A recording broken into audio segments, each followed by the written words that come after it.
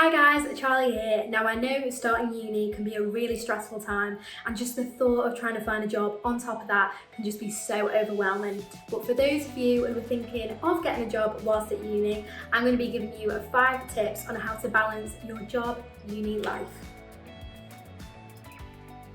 Number 1, make sure your job is something that you like. There is absolutely no point in getting a job that you've got no interest in, you don't want to be there, you don't want to do it, because in the long run it's just going to worsen your mental health and it's just not going to be great. So try and get a job doing something you like. You've moved to a new city, you're in a new place with so many different people, there's so much to learn, so many new friends to make, and there's just so many great opportunities that can come from finding a job. So finding one that you like is just such a great bonus and it will really benefit you in the long run. Point number 2, try and get a job that somehow correlates to your degree. Now, I know that's a privilege for some, especially if you're going to uni in, say, like a smaller town, but try and use those skills from work and try and push them into your degree.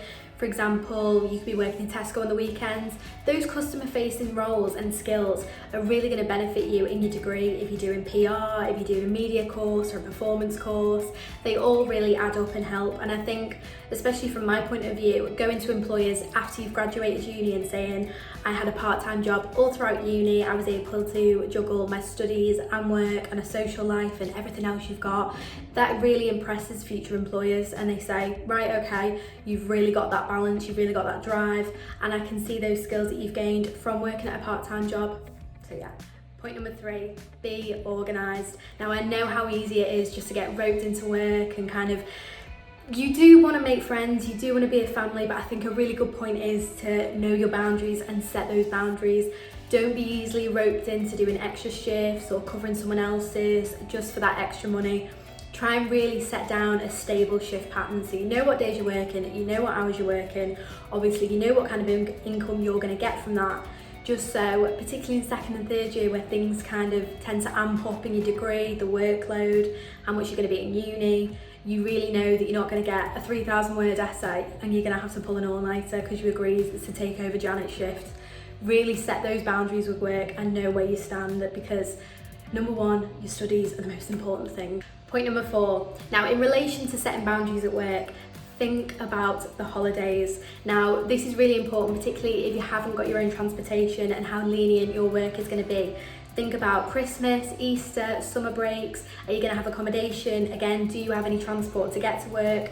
Are they going to be lenient and allow you to go home for Christmas and Easter? Because as daft as it sounds, a lot of places don't, and they will just treat you like a regular employee who works and lives in the area.